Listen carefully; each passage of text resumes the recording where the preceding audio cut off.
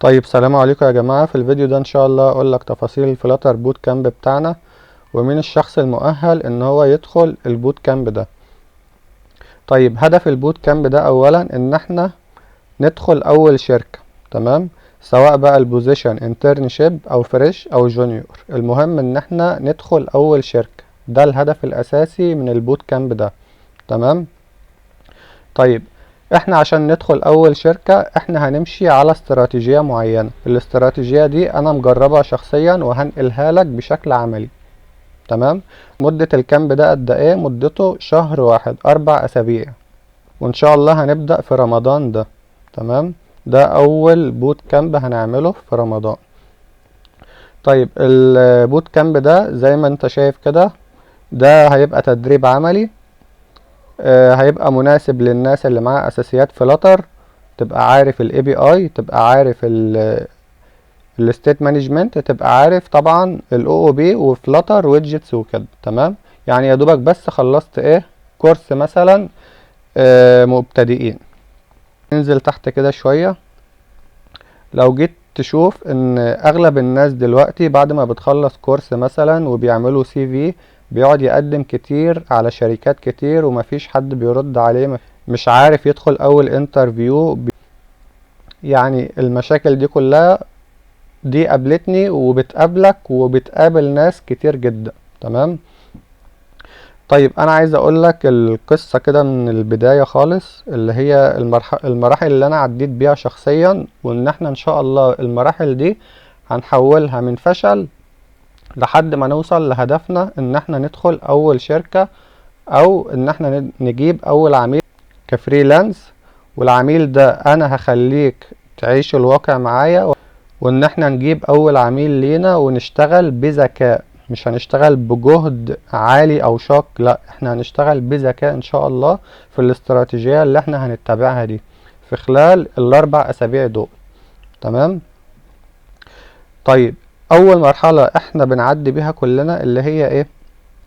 ان انا بعمل سي في، بخلص مثلا كورس، بعمل سي في، بفضل اقدم على شركات كتيرة، اقدم على 50 70 100 شركة، ومفيش حد بيرد عليا، مش عارف ادخل حتى اول انترفيو. طيب المرحلة التانية ايه اللي انا مشيت بيها؟ المرحلة التانية ان احنا اكتشفنا ان السي في بتاعنا ده زي ناس كتير زينا. يعني انت بتخلص كورس بتكون حاطط المشاريع اللي انت عملتها في الكورس ده فيه. انت بقى لما بتيجي تقدم في شركة او بتيجي تقدم على وظيفة سواء انترنشيب او فريش او جونيور، بيبقى فيه يعني ناس كتير جدا زيك. فاحنا عايزين نحل المشكلة دي. احنا اكتشفنا المشكلة اهو، المشكلة ان في ناس كتير زيك، فانت هتحل المشكلة دي ازاي؟ طيب تعالى كده نشوف المرحلة اللي بعد كده. المرحلة اللي بعد كده انا غيرت العقلية بتاعتي. طيب ازاي؟ بقولك هنا، بدل ما اضيع وقت في كورسات جديدة واعمل واشوف كورسات جديدة، لا، بدأت اعمل مشاريع حقيقية. المشاريع دي فعلا هي اللي غيرت كل حاجة بالنسبة لي. طيب الفترة اللي بعد كده ايه؟ الفترة اللي بعد كده اللي حولتني فعلا كان تحول حقيقي بالنسبة لي، ان انا عملت كاندبنت ديفلوبر، يعني ديفلوبر مستقل باستراتيجية طبعا، يعني ممنهجة، خطوات واضحة، مش بشكل عشوائي. طيب الاندبندنت ديفلوبر ده معناه ايه؟ ان انت تبقى صاحب ابلكيشن، الابلكيشن ده ينزل السوق ويبقى ليه يوزرز، طبعا هيبقى مصدر دخل ليك، تمام؟ طيب انا في البوت كامب ده ان شاء الله هقول لك ازاي تبقى ديفلوبر مستقل، وكمان تبقى فريلانس ديفلوبر. يعني مش حاجة واحدة بس، لا، مستقل وفريلانس. اندبنت غير الفريلانس، تمام؟ الاندبنت دي تبقى فاوندر لابلكيشن انت عايز تنزله السوق، تبقى صاحب ابلكيشن وتبقى صاحب بيزنس خاص بيك، فانت هتستفيد من الاتنين ان شاء الله.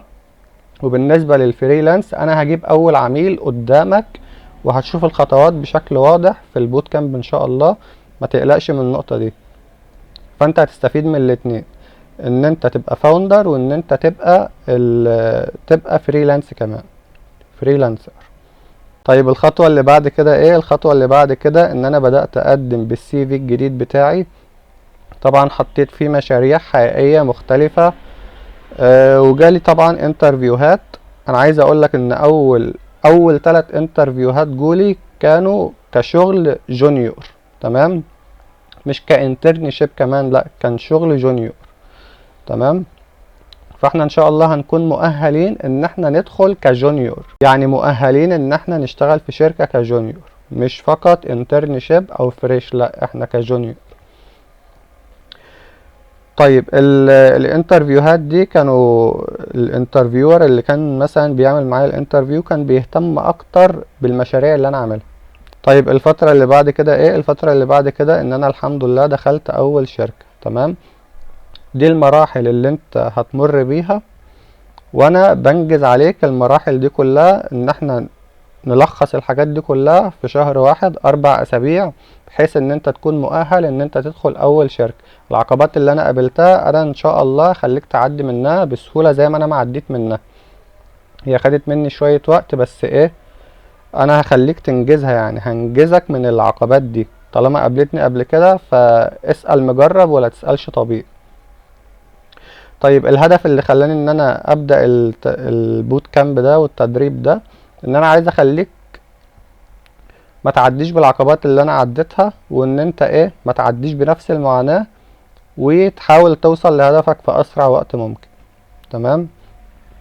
طيب الاستراتيجيات اللي احنا هنمشي عليها، استراتيجية المشاريع اللي احنا هنشتغل بيها، تمام. يعني انا مش عايز اقولك كنت كل ما ابعت السي في بتاعي لحد كان بينبهر بالسي في، مش وقتها ما كنتش عارف ليه، تمام. طيب استراتيجية طبعا البحث عن شغل، انا هعمل لك سي في. السي في اللي انا بقول لك الناس كانت الاتش ار او اصحاب الشركات كانوا بينبهروا بالسي في بتاعي ازاي. انا هخليك تعمل السي في زي ما انا عامله بالظبط، بنفس النمط، مش عايزك تعدل حاجة. لو في تعديلات محتاجة انا هقول لك عليها، والحاجات دي بتتعدل بسهولة يعني، تمام. ف وطبعا هقول لك ازاي انك تستفيد من لينكد ان. انا عايز اقول لك ان انا الشركات اللي انا دخلتها كلها كانت معرفتي بيها عن طريق لينكد ان، ما كانش في علاقات نهائي، عشان محدش يقول لك لازم علاقات والكلام ده، لا مش لازم علاقات. طبعا لو انت ليك علاقات فهم برضو بيسهلوا عليك الدنيا، تمام.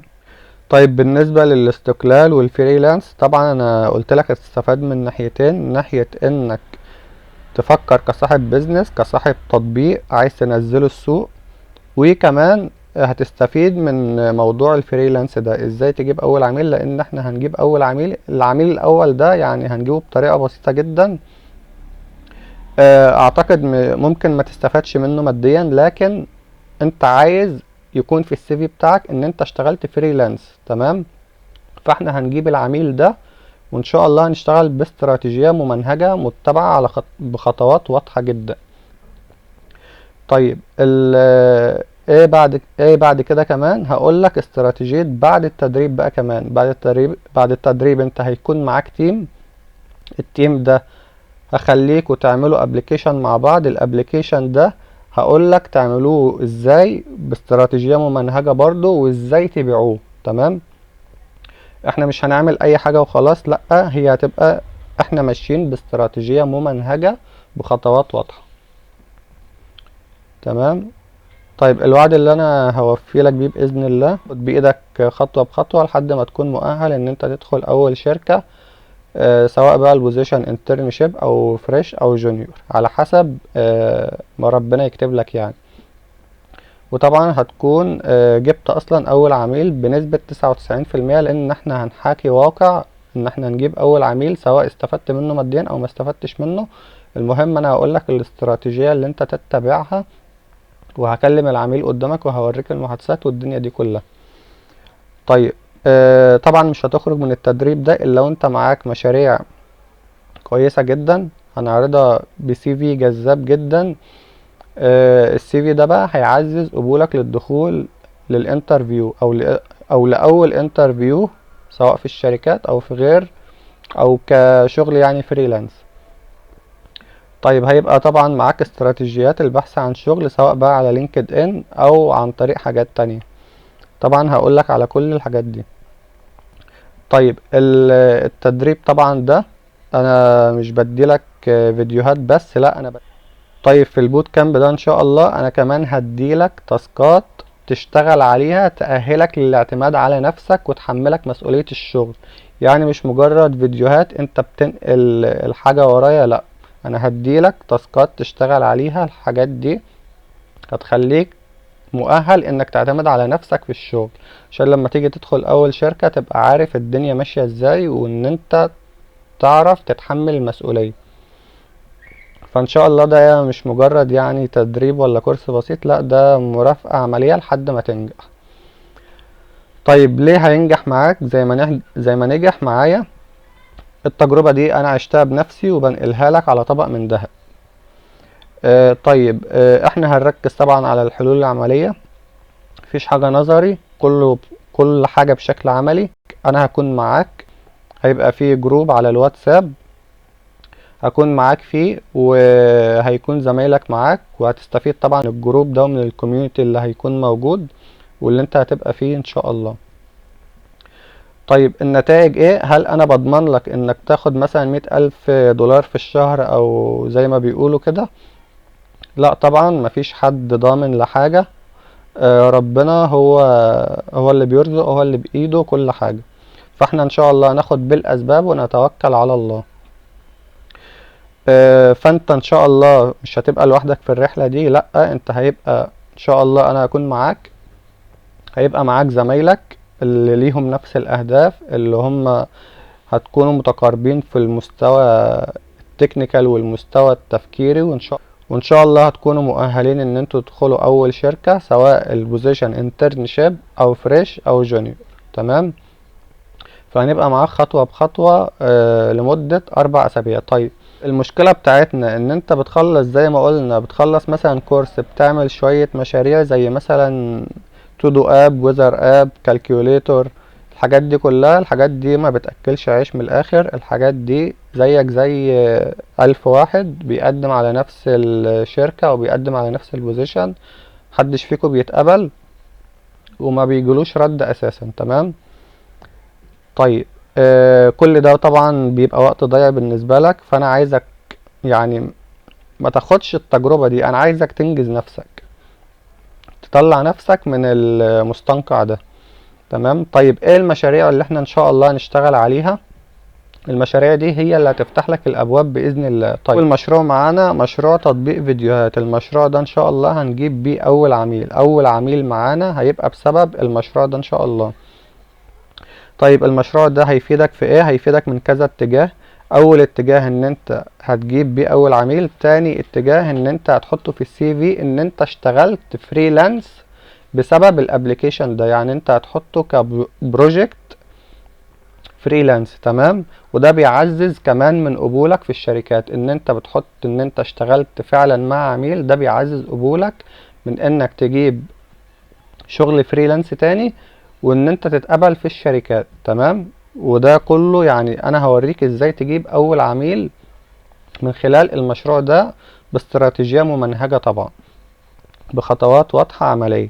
طيب المشروع التاني معانا مشروع ستور الكتروني، هنعرض فيه منتجات، هنعمل عملية مثلا لوجن. هدف المشروع ده هدفه ان احنا نبقى فاهمين الاي بي اي، فاهمين الستيت مانجمنت، هنشتغل بالكيوبيت، وفاهمين باسلوب اعمق مش بطرق سطحية قوي. تمام. بحيث ان احنا نكون مؤهلين كتكنيكال ان احنا ندخل اول شركة، وان احنا نقدر نتعامل في الانترفيو، ان احنا نقدر بعد الانترفيو لما نتقبل ان شاء الله نقدر ان احنا نتعامل في المشاريع نشتغلها في الشركة دي. المشروع الثالث معانا مشروع اي ليرنينج بلاتفورم، تطبيق كورسات.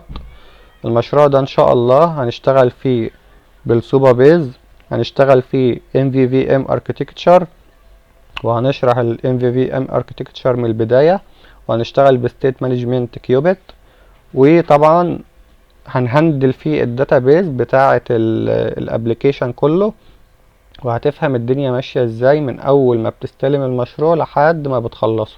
تمام. المشروع ده تقدر تبيعه برضه، تقدر تبيعه للمدرسين، تقدر تبيعه للمدربين، مدربين مثلا بيقدموا كورسات ايا كان ايه المجال بتاعهم، المشروع ده تقدر تبيعه لهم. تمام. طيب المشروع الرابع معانا ان شاء الله بعد ما تخلص البوت كامب ده، بيبقى معاك زمايلك زيك بالظبط، اهدافهم زيك، هتعملوا مشروع جماعي زي ما قلنا. المشروع ده هنمشي فيه باستراتيجية ممنهجة، خطوات واضحة عملية، بحيث ان انتوا تقدروا تبيعوا الابليكيشن ده. برضه ابليكيشن هيبقى مطلوب في السوق، هتعملوه مع بعض، هتشتغلوا زي شغل الشركات بالظبط، لكن الكلام ده بعد نهاية البوت كامب بتاعنا. تمام. انا هقول لكم على الاستراتيجية اللي انتوا هتتبعوها. المشروع اللي احنا طبعا هنشتغل عليه، هتشتغلوا عليه من البداية خالص، من اول الفكرة، لكن هنختار فكرة مطلوبة في السوق. تمام. فان شاء الله هنمشي على خطوات واضحة بشكل عملي. طيب هل هيبقى في مشاريع تانية موجودة؟ ان شاء الله اذا لزم الامر ان شاء الله نضيف مشاريع كمان، لكن المشاريع دي ان شاء الله تأهلك ان انت تدخل اول شركة وان انت تشتغل فريلانس. تمام. في هدايا ان شاء الله مجانية تاخدها بشكل مجاني تماما لما تدخل البوت كامب ده. طيب اول حاجة الكوميونيتي ده يعني لا يقدر بثمن اصلا، انت هتدخل فيه بشكل مجاني. طبعا استراتيجية الحصول على اول عميل هعلمك من البداية. قلت لك هنشتغل وهنشوف ان احنا اول عميل اصلا هنتعامل معاه ازاي. اسلوب بسيط جدا، مش محتاجة حاجات معقدة زي ما بتقعد تسمع كده. تمام. احنا عايزين نأهل نفسنا بشكل ايه؟ احنا قلنا هنشتغل بذكاء، مش بجهد شاق. تمام.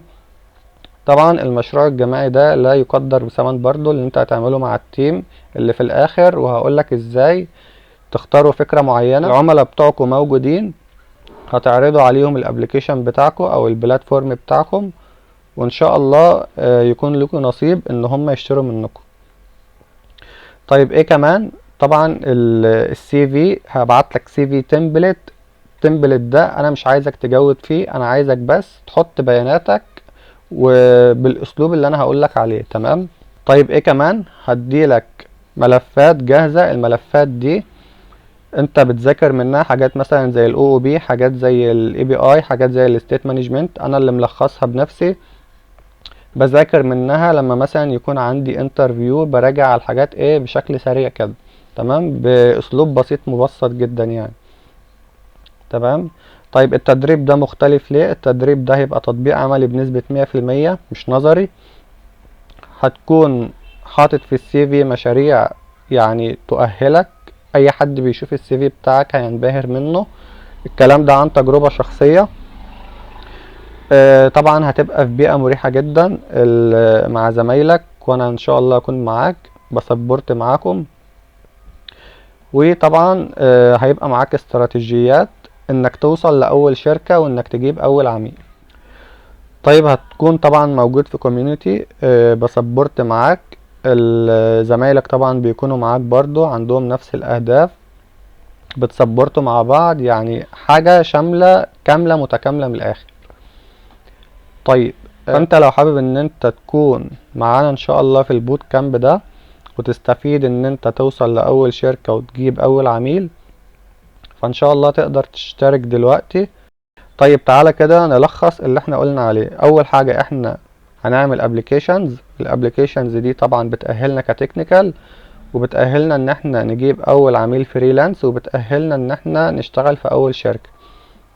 طيب الابليكيشنز دي انا هديلك يعني خصم في الاخر، بس عايزك تمشي معايا واحدة واحدة. الابليكيشنز دي سعرها 500 جنيه طبعا قبل الخصم.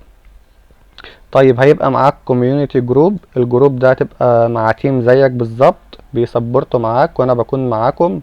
هتعملوا ابليكيشن زي شغل الشركات بالظبط، وهخليكم كمان ان انتوا تدخلوا السوق بيه، يعني تبعتوا للعملاء الفعليين اللي هم عايزين الابليكيشن ده وتعرضوا عليهم طيب الكوميونيتي ده المفروض عشان تدخل كوميونيتي زي ده المفروض سعره 500 جنيه برضو. تمام.